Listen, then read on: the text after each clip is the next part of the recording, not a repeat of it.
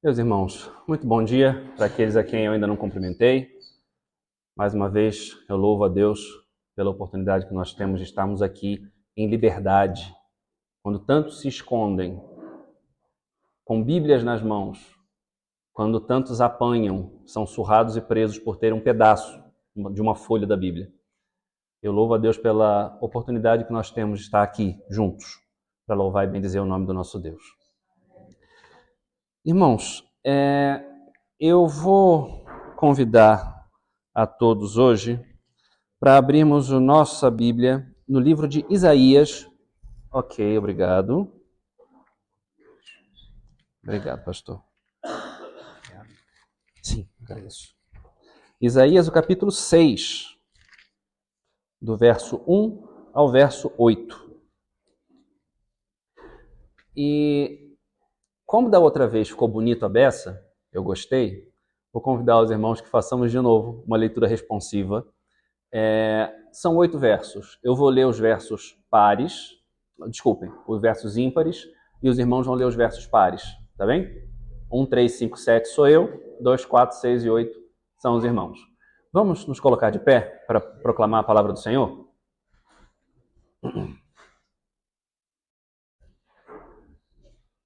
Diz assim a palavra do nosso Deus. No ano da morte do rei Uzias, eu vi o Senhor assentado sobre um alto e sublime trono, e as abas de suas vestes enchiam o templo. Serafims estavam por cima dele, cada um tinha seis asas, uma coisa que brilha o rosto, uma coisa que cresce, uma coisa. E clamavam uns para os outros, dizendo: Santo, Santo, Santo é o Senhor dos exércitos, toda a terra está cheia da sua glória.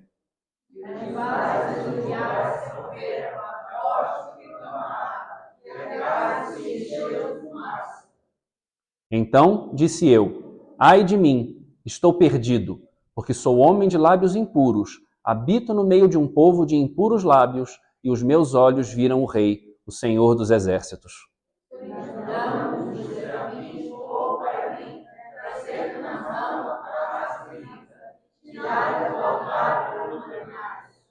Com a brasa tocou a minha boca e disse: Eis que ela tocou os teus lábios, a tua iniquidade foi tirada e perdoado o teu pecado.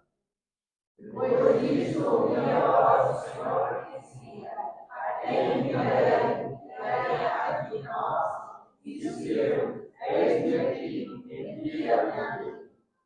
Amém. Pai querido, estamos diante da tua palavra. Mais do que isso, estamos diante do trecho que exalta o maior de todos os teus atributos, que é a tua santidade. Nos faz tremer, Senhor, diante da noção de que nós, tão pecadores, podemos olhar para cima e contemplar o Santo dos Santos, o Senhor dos Exércitos. Pai, que isso nunca se afaste da nossa percepção, dos nossos olhos, do nosso coração, de que Tu és santo, que só Tu és digno de toda honra, de todo louvor, de toda glória, e que ainda assim nos tratas com tanto carinho, com tanto amor, mandando Teu Filho para morrer por nós. Obrigado, Pai. Te louvamos em nome de Jesus. Amém. Amém. Podemos nos assentar?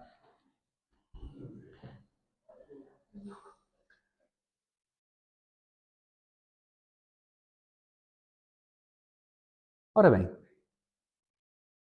quando nós pensamos nesse texto, Isaías, capítulo 6, normalmente pensamos também num hino que não é esse que nós cantamos. Nós normalmente pensamos no Santo, Santo, Santo, Deus Onipotente, cedo de manhã entoamos teu louvor. E por que eu não escolhi esse hino? Porque eu não quero me ater apenas ao aspecto da santidade de Deus como grandioso, como todo-poderoso. Eu quero mostrar também outras facetas da santidade, mas que vão além da santidade que nós normalmente conhecemos. É uma santidade que se expande, é uma santidade que santifica, uma santidade que purifica, uma santidade que redime, que resgata. Então, meus irmãos, eu achei que seria pertinente nós cantarmos esse hino, Quão grande és tu, porque é o Criador, é o Redentor e é aquele que ao final vai nos glorificar. 8 de setembro de 2022. Foi uma data muito importante para o mundo. Muitos vão lembrar até do que estavam a fazer quando ouviram a notícia da morte da rainha Elizabeth II, que aconteceu nesse dia. A rainha Elizabeth foi uma figura central na vida de uma Europa, de gerações de pessoas. Foi um marco na história do nosso contemporâneo. Amada por muitos, odiada por alguns, ironizada por muitos, mas uma coisa não se pode negar: a importância dela para a sociedade, para a evolução dos acontecimentos durante a Guerra Fria, durante os nossos anos realmente, e o impacto, o choque que foi para uma quantidade imensa de pessoas quando ela finalmente entregou o seu espírito e veio a falecer. Acontecimentos como esses, que mudam uma página na história, normalmente nos fazem pensar em muita coisa, nos fazem reavaliar muita coisa, ficam marcados no nosso coração, ficam marcados na nossa memória. É como eu estava mesmo a dizer, algumas pessoas se lembram até do que estavam a fazer quando souberam dessa notícia. Nos faz reavaliar as nossas prioridades, porque de repente nós percebemos que aquela figura importante que nós tínhamos como um pilar, às vezes, da sociedade, não é nada mais, nada menos do que humana, mortal, finita, limitada, pecadora, assim como nós. E se ela morreu, nós também morremos. Nós também estamos suscetíveis à morte. Nossa data de validade está lá escrita em algum lugar no coração do Senhor. E o que é que nós temos feito com a nossa vida? Como é que nós avaliamos a nossa caminhada? O que é importante na nossa vida diante do fato inescapável que nós morremos? A mensagem de hoje vai nos levar para um momento da história do povo de Israel que aconteceu alguma coisa muito parecida, que foi a morte também de um rei, que foi o rei Uzias,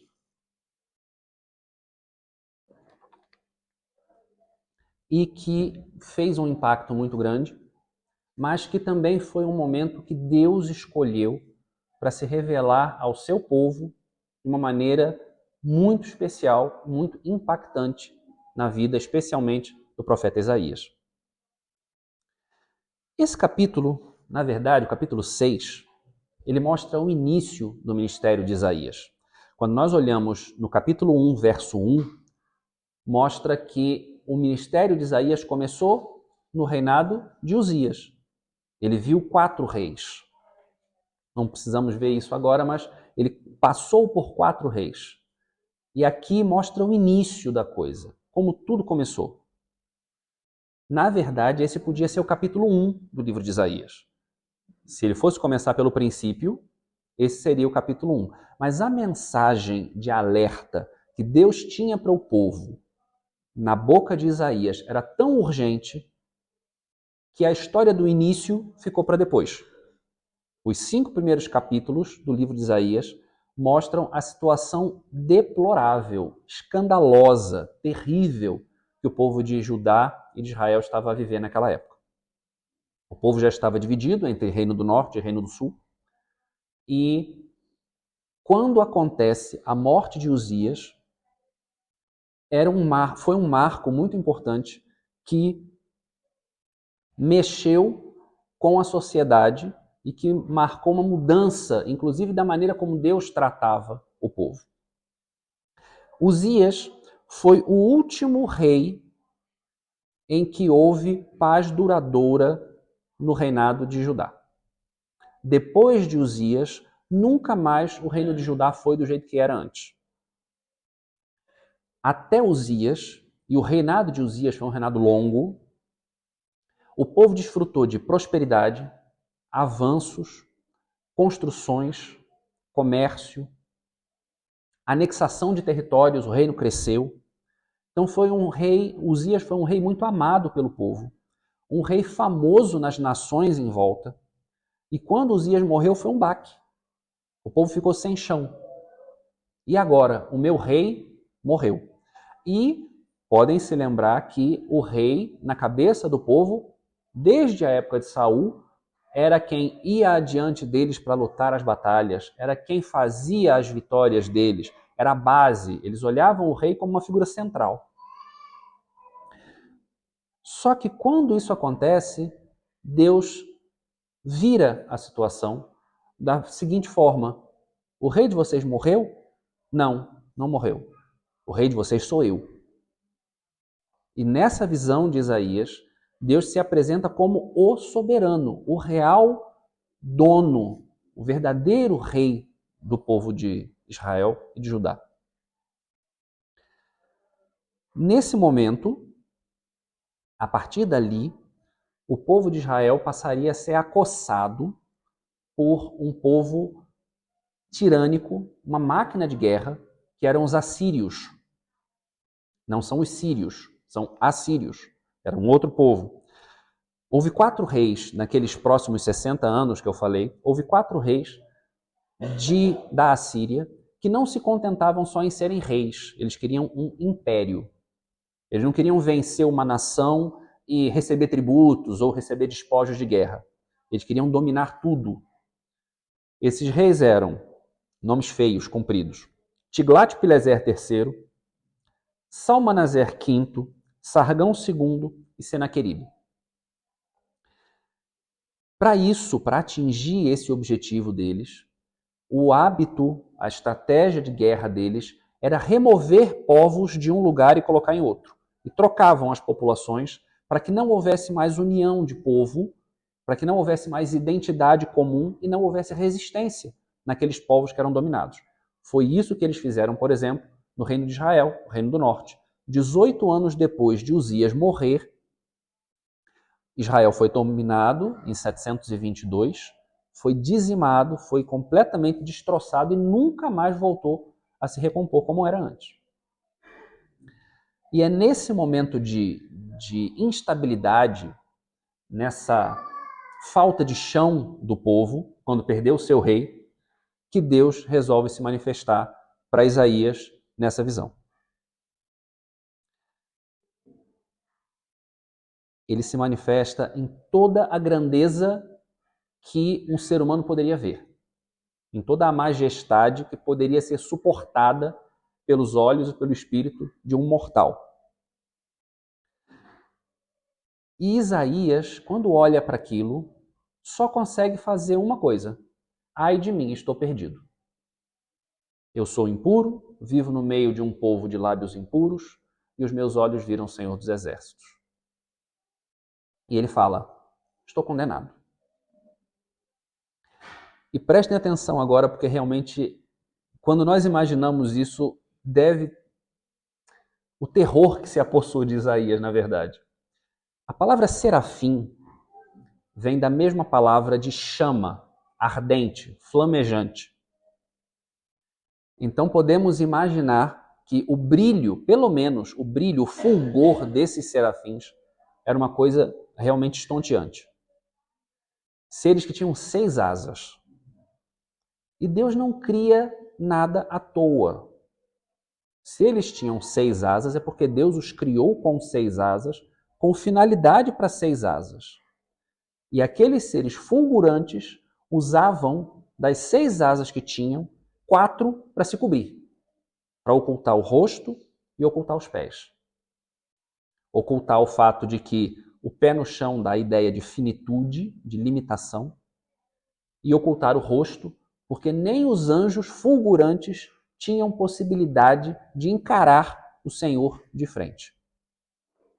E aquilo que os anjos não olhavam, não ousavam olhar, Isaías viu. E ele fala: estou perdido. Só que nesse momento, um daqueles seres flamejantes vai até o altar, pega um alicate, uma tenaz, Com aquela tenaz, ele pega uma brasa viva, pegando fogo do altar, e voa na direção de Isaías com a tenaz em riste apontada para ele. Isaías pensou, pronto, agora que eu estou morto mesmo, vou ser torrado pelo fogo de Deus. Os segundos de terror que ele não deve ter passado ali, antes de realmente entender o que realmente estava para acontecer. Os lábios dele foram tocados por aquela brasa viva, e o anjo, o serafim, falou para ele, com isso, o teu pecado está perdoado e os teus lábios estão purificados. E a partir daí, Isaías, como uma nova criatura, um homem purificado, renovado, escuta Deus fazer a seguinte pergunta: a quem enviarei? E quem irá por nós? E ele, que tinha acabado de dizer, estou perdido, paralisado de terror, já pode dizer, eis-me aqui, envia-me a mim. Nesse sentido, é nesse momento que eu queria concentrar os nossos olhos. A transformação que um Deus santo, poderoso, infinito, eterno, pode operar e opera na vida de pecadores como você e eu. Isaías não tinha nada de especial. Isaías, ok, tudo indica que ele era filho de um nobre, de uma família rica. Mas em termos de possibilidade de salvação, de status diante de Deus, ele tinha exatamente o mesmo que eu e vocês. Carente da glória de Deus, pecador, vivendo no meio de pecadores. E Deus purifica Isaías. Vamos lá. Primeiro eu queria ver o aspecto de Deus como rei absoluto.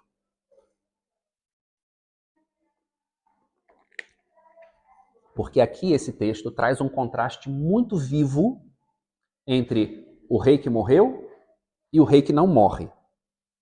Entre Uzias, que era quase idolatrado pelo povo, e o Senhor dos exércitos, o rei dos reis, que está acima de qualquer soberano.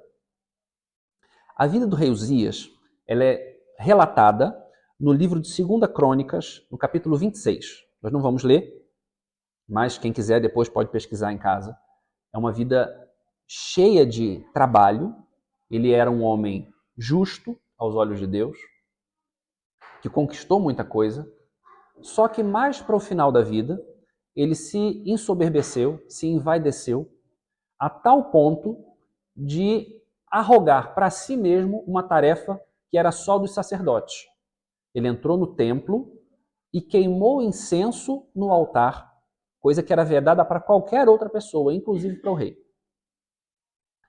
Isso gerou escândalo no templo, obviamente, mas gerou a reprovação do Senhor. E o Senhor o castigou. E até o final da vida dele, ele foi marcado pela lepra. Lepra era um sinal de impureza e de rejeição. Até o resto da vida, Uzias foi visto como aquele que o Senhor castigou. E quando ele morre, acontece uma incerteza muito grande. Medo. E agora, o que é que vai ser de nós? Um rei que tinha reinado por 50 anos, trazendo prosperidade, trazendo domínio, trazendo crescimento para o povo, agora morreu. Quem é que vai ser o próximo rei? O que é que vai acontecer conosco? Nós temos aqui do nosso lado o Império Assírio a nos acossar, querendo nos invadir. Quem vai nos proteger? E é aí que Deus entra. Vamos entender quem é realmente o Senhor que se manifesta para Isaías. No versículo 1, eu vi o Senhor. Que Senhor é esse? Aqui, eu vou pedir que os irmãos verifiquem uma diferença. No verso 1, Senhor tem a primeira letra maiúscula. No verso 3, vocês vão encontrar outra vez a palavra Senhor. Só que essa palavra Senhor tem todas as letras maiúsculas. Percebem? É uma diferença clara e não é à toa, porque as palavras são diferentes no original. A palavra Senhor com letras minúsculas no verso 1 é Adonai. A palavra Senhor com letras maiúsculas no verso 3 é aquilo que nós traduzimos por Javé ou Iavé. Acho que a pronúncia não é correta, não é exata, que se perdeu ao longo dos anos. Yahvé é o nome de Deus. Muito prazer, meu nome é Yahvé. Esse seria aquele nome que Deus revelou para Moisés. Eu sou, me enviou a vós? Pois é aqui. É o Senhor com letras maiúsculas. Já o Adonai é um título de Deus, não é o nome de Deus. Só que esse título é o maior de todos os títulos. Nós estávamos até a conversar um pouquinho sobre isso aqui na EBD, hoje mais cedo. O soberano, o dono de tudo, aquele que abrange tudo, isso é o significado de Adonai. E somente Deus recebe esse título. Nenhum outro, nenhum ser humano, nenhum rei, nenhum soberano jamais recebeu o título de Adonai. Isso é só relativo à divindade. Só que, e aí eu já vou puxar um pouco para a segunda parte, mas vocês vão ver por quê. O Salmo 110, vamos verificar comigo? Salmo 110, verso 1, diz o seguinte: Disse o Senhor ao meu Senhor, assenta-te à minha mão direita, até que te ponha os teus inimigos por escabelo dos teus pés. Essas duas palavras Senhor aí têm a mesma diferença. Senhor com todas as maiúsculas e Senhor em minúsculas. E o verso 4 diz o seguinte: Jurou o Senhor e não se arrependerá. Tu és um sacerdote eterno segundo a ordem de Melquisedeque. Ou seja, no verso 1 mostra duas pessoas a conversar. O Senhor e o meu Senhor. Só que esse meu Senhor é aquele que tem o título Adonai, que ninguém mais poderia receber. Mas o Senhor Yahvé atribuiu esse nome Adonai para alguém. Para quem? Para aquele que no verso 4 é mencionado como o sumo sacerdote segundo a ordem de Melquisedeque, o nosso Senhor Jesus Cristo. Então, aqui é uma prova, eu estou a fugir um bocadinho do texto, mas aqui é uma prova inconteste de que Jesus tem o mesmo status de divindade, digamos assim, do Pai. Porque o próprio Pai pega o título que era só dele e atribui ao Filho. O Pai é chamado de Adonai e o Filho é chamado de Adonai. Mas aqui o nome que Isaías usa sendo Adonai, no verso 1, mostra justamente a diferença. No ano em que o rei Uzias morreu, eu vi o Senhor soberano de tudo. Percebem a substituição? O rei morreu, viva o rei, né? Já diz o ditado. Aquele que realmente colocou Uzias no trono estava a se mostrar naquele momento. Aquele que coloca e tira reis. Aquele que eleva e que humilha. Um rei é cercado por ministros, por conselheiros, por serviçais. Esse rei soberano, esse rei Adonai, ele é cercado por nada menos que serafins, seres ardentes, flamejantes, perfeitos, eternos, como o próprio Deus os criou. E eles eram muito maiores, do que qualquer ministro. E eles eram os que estavam diante do Senhor o tempo todo a servi-lo e a louvá-lo. Percebam a diferença de uma corte de um rei terreno para a corte do Deus eterno. E todo esse caminhar é justamente para mostrar, Isaías mostra para o povo que eles estavam com os olhos no rei errado. Eles tinham que olhar para o rei eterno e não para o rei que havia morrido. E aqui nós chegamos a uma das partes mais lindas que tem esse texto. Santo, santo, santo. É o Senhor dos exércitos, toda a terra está cheia da sua glória. Aqui nós podemos ler esse texto várias vezes e nunca entender uma coisa, porque isso é típico da maneira da cultura hebraica pensar. Repetição é igual a importância.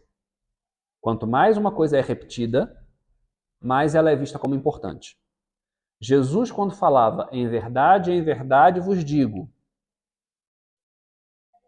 Amém, amém. Essa era a palavra que Jesus usava e é traduzida por em verdade, é amém.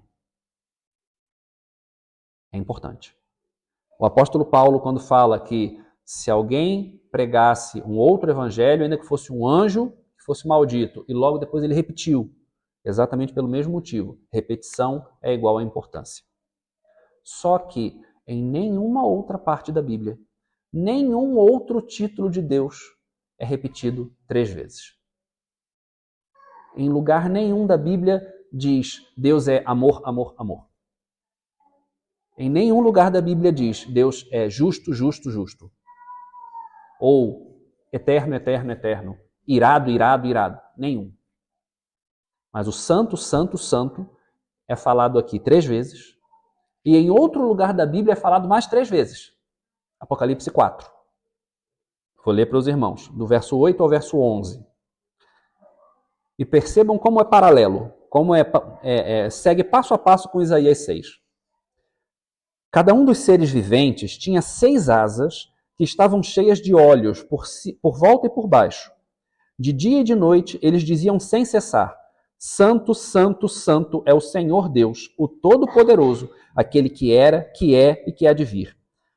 Sempre que os seres viventes davam glória e honra e ações de graças ao que estava assentado no trono, ao que vive pelos séculos dos séculos, os 24 anciãos prostravam-se diante do que estava assentado no trono, adoravam o que vive pelos séculos dos séculos e lançavam suas coroas diante do trono, dizendo: Nosso Senhor e nosso Deus, Tu és digno de receber glória, honra e poder, porque Tu criaste todas as coisas e por Tua vontade elas existiram e foram criadas.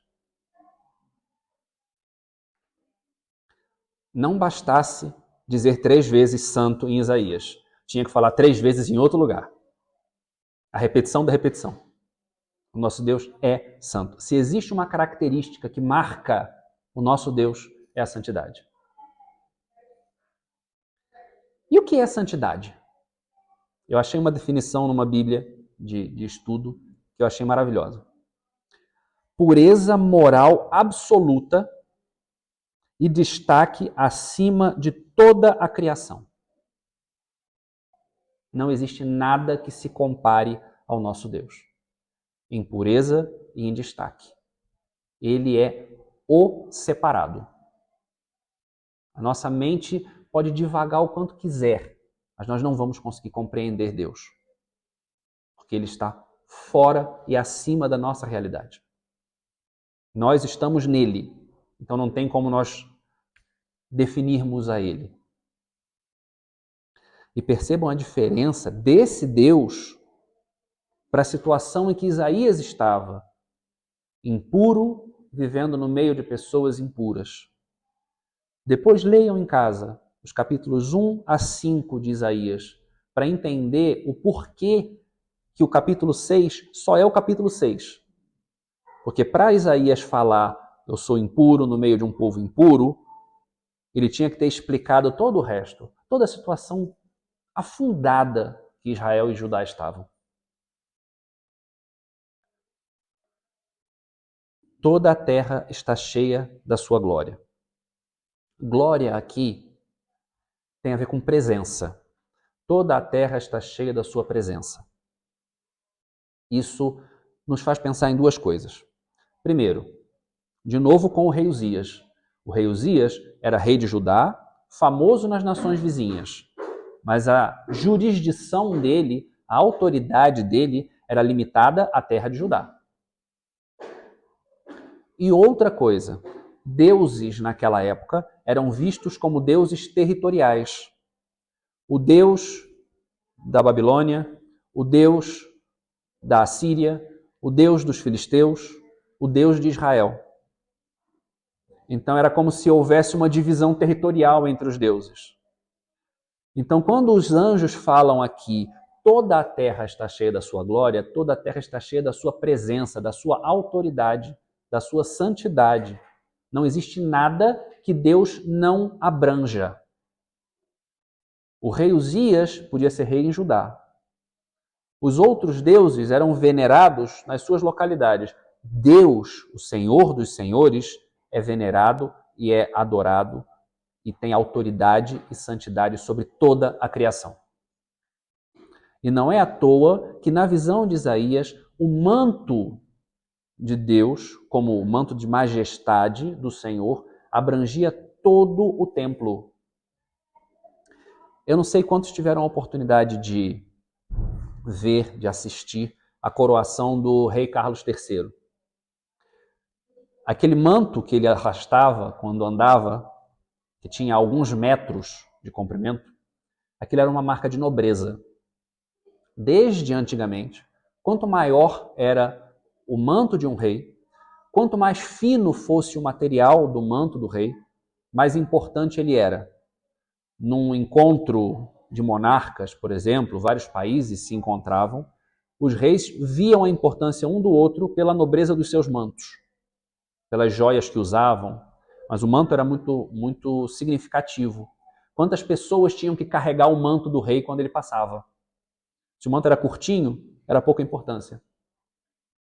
O manto do Senhor cobre o templo inteiro. Esse é o tamanho da majestade de Deus. E uma outra puxada de orelha num povo que prestava atenção demais no rei Uzias. Esse templo que é mencionado em Isaías não é o templo terreno, é o templo celeste, que é o templo que serviu de modelo para o templo terreno. Aquele templo terreno que Uzias foi lá e queimou incenso quando não devia. O templo não era jurisdição de Uzias. Ele não podia ter entrado lá. Já o Senhor, o Rei dos Reis, o Senhor dos Exércitos, é o Senhor do templo de cima e do templo de baixo. Quão maior é o Rei dos Reis do que aquele rei que estava morto. E outra vez vale a pena nós vermos como é a relação do pai com o filho. João 1,14 diz o seguinte: e vimos a sua glória como a glória do unigênito do Pai. Como foi que Deus, já no fim dos tempos, na plenitude dos tempos, resolveu mostrar a sua glória aqui na terra? Através da presença carnal do seu Filho entre nós. A glória de Deus estava habitando em Jesus Cristo. E aqui no verso 4, as bases das portas tremeram à voz do que clamava, e a casa se encheu de fumaça. Sempre que Deus manifestava-se em algum lugar, era marcado por tremores, fumaça, trovões, sonido. Assim aconteceu no Sinai, quando Moisés subiu o monte para receber as tábuas da lei, o monte fumegava. Eu nunca vi uma montanha pegar fogo, mas o monte soltava fumaça e tremia, e o barulho era como de cornetas a tocar. Quando a glória do Senhor encheu o tabernáculo com Moisés, que o tabernáculo ficou pronto, exatamente a mesma coisa aconteceu. Fumaça, sonido, tremores. A mesma coisa aconteceu quando o templo de Salomão foi dedicado. A natureza tem o bom senso de tremer diante de Deus. E por que é que quando eu leio um texto desse, eu leio de pernas cruzadas, como se eu estivesse lendo uma revista em quadrinhos? Por que é que quando eu percebo o poder de Deus na palavra dele, eu vejo como se fosse o jornal de ontem pela manhã, que já são notícia velha? A presença de Deus, a glória de Deus é uma coisa para nos deixar de coração tremendo. Porque ele é o soberano. E isso é o que Isaías queria mostrar aqui. Gente, vocês estão a pensar num rei de carne e osso, que fez muita coisa, mas que está marcado pelo resto da vida e pela eternidade. Enquanto for estudada a vida dele, vai ser como o rei leproso, que fez o que não devia diante de Deus. E vocês perderam o rumo de olhar para o céu, para o Senhor de todos os senhores, para o Deus que é Deus de toda a terra, e não só o rei de Judá. Esse é o Deus que Isaías queria mostrar para o povo. Essa é a maneira como Deus se mostrou para Isaías, em toda a sua glória, em toda a sua majestade. Só que agora a coisa fica mais bonita ainda. Porque esse Deus eterno, santo, que é rodeado de seres flamejantes, se importa com um homenzinho pecador que estava a olhar para cima e falou: estou perdido. Percebem que não é só ser santo. Ele continuaria sendo santo se quando Isaías olhasse para ele simplesmente fosse fulminado. Deus não precisava purificar Isaías. Não está nos requisitos de santidade fazer santo aquele que te olha. Ele podia continuar distante, eterno, todo-poderoso. Não afetaria em nada se ele não salvasse Isaías. Mas aqui é que a coisa fica linda. Porque esse Deus transcendente, para falar em termos teológicos, ele também é um Deus imanente, um Deus que se manifesta para nós, um Deus que se importa conosco, um Deus que trabalha na nossa vida, um Deus que nos purifica, um Deus que nos perdoa, um Deus que nos santifica. E olhem como eu gosto tanto desse verbo, dos verbos que terminam em ficar. Percebam, o que é que faz um liquidificador? Quando jogamos as coisas lá dentro, coisas que não eram líquidas, ele torna líquidas. Ele liquidifica.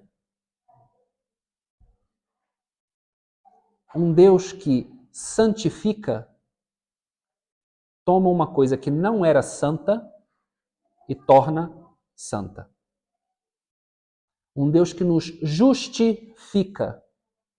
Nós não éramos justos e fomos justificados. Fomos tornados justos por aquele que justifica. Ele não precisava fazer isso. Isso foi apenas e tão somente por causa da misericórdia, da graça e do amor que ele nos manifesta. Os irmãos já pensaram o que significa graça e misericórdia? É muito interessante. Misericórdia é quando eu tinha tudo para ser castigado e eu não recebo o castigo que eu merecia. Isso é receber misericórdia. Graça é quando eu não merecia receber nada de bom e eu recebo mesmo assim. Aqui, com Isaías, ele recebe misericórdia, recebe graça. Por quê? Misericórdia, ele não foi punido, ele não foi queimado, ele não foi consumido pela glória de Deus. Só aí já estava tão bom. Mas aí o anjo vai, toca-lhe com os lábios na brasa ardente e fala: assim o teu pecado foi purificado. Isaías não merecia o perdão, não fez nada para merecer o perdão e foi perdoado. Isso é graça.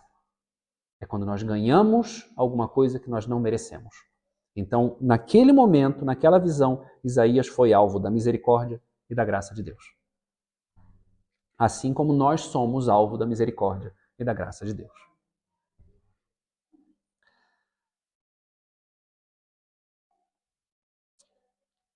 E isso é tão misterioso, o trabalho de Deus nas nossas vidas é tão maravilhoso que nem os anjos entendem.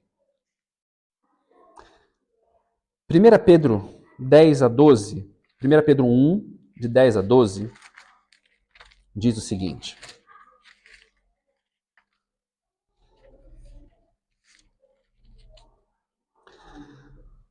foi essa a salvação que os profetas examinaram e dela procuraram saber com cuidado, profetizando sobre a graça destinada a vós. indagando qual o tempo ou ocasião que o Espírito de Cristo que estava neles indicava ao predizer os sofrimentos que sobreviriam a Cristo e a glória que viria depois desses sofrimentos. A eles, aos profetas, foi revelado que era para vós, e não para eles mesmos, que ministravam estas coisas, que agora vos foram anunciadas por aqueles que, pelo Espírito Santo enviado do céu, vos pregaram o Evangelho. Até mesmo os anjos desejam examinar estas coisas. Imagina um anjo cutucando o outro assim, mas vem cá, como é aquela história lá mesmo? Por que Jesus morreu para salvar eles? Nem eles entendem. O amor de Deus, nesse sentido, é tão insondável que nem os anjos perfeitos entendem.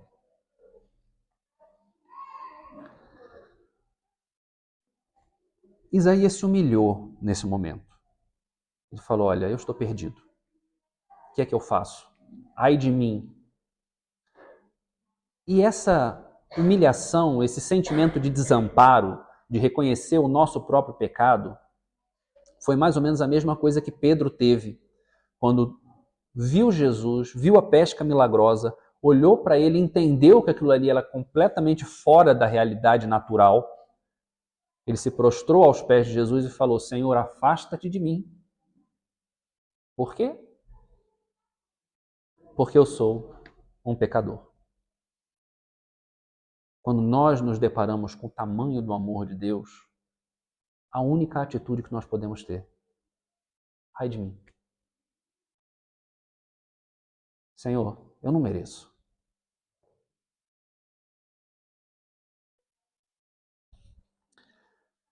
O nosso destino, o destino natural de Isaías naquele momento, era ser fulminado.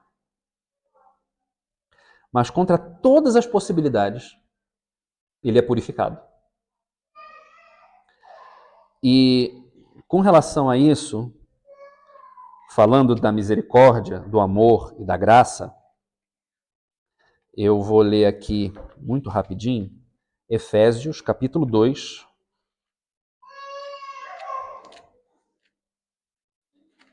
do verso 4, o verso 4 e o verso 5. Vejam como as três coisas estão entrelaçadas, misericórdia, amor e graça. Mas Deus, que é rico em misericórdia, pelo imenso amor com que nos amou, estando nós ainda mortos em nossos pecados, deu-nos vida juntamente com Cristo. Pela graça sois salvos. As três coisas andam juntas. O amor de Deus, o amor que Ele tem para conosco e que nós não merecemos, faz com que Ele haja para conosco com graça e com misericórdia, assim como Ele agiu com Isaías.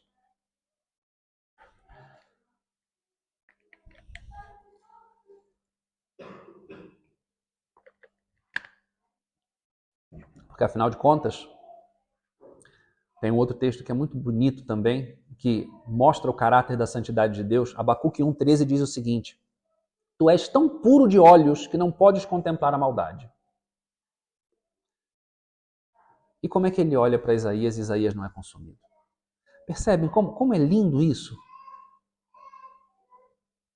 Deus abre mão de executar a justiça dele, que por si só já é justa. Não tem nada de injustiça se Deus olhasse para mim e falasse, Eduardo, vais morrer agora, porque não mereces nada. Não tinha nada de injusto nisso. A graça não tem a ver com justiça. A graça tem a ver com amor. A justiça é cumprida por Cristo, para que nós recebamos o amor de Deus. Nessa conversa, nessa cena com Isaías, nós percebemos o seguinte, na sua santidade, quando Deus se mostra em toda a majestade, Ele nos humilha. Nós olhamos para Deus e falamos, ai de mim. Mas na graça e na misericórdia de Deus, Ele nos exalta, que nós estávamos num abismo de perdição, e Ele nos resgata para nos colocar dentro da família dele. E o terceiro e último momento que eu vou convidar os irmãos para pensar aqui nesse texto é Deus como o nosso general, como o nosso capitão.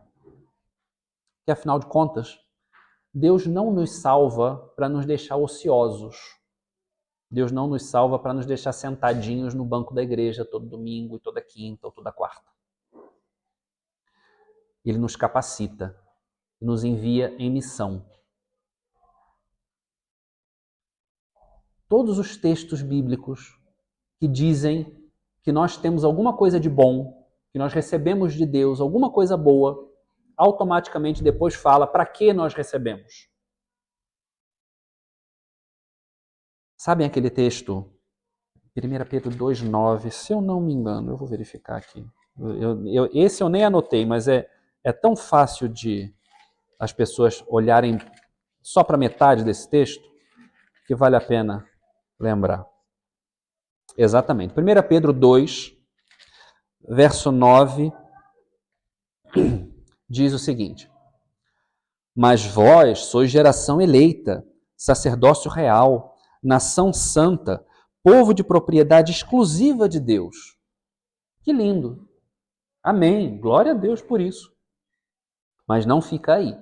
A segunda metade do verso diz: para que anuncieis as grandezas daquele que vos chamou das trevas para a sua maravilhosa luz.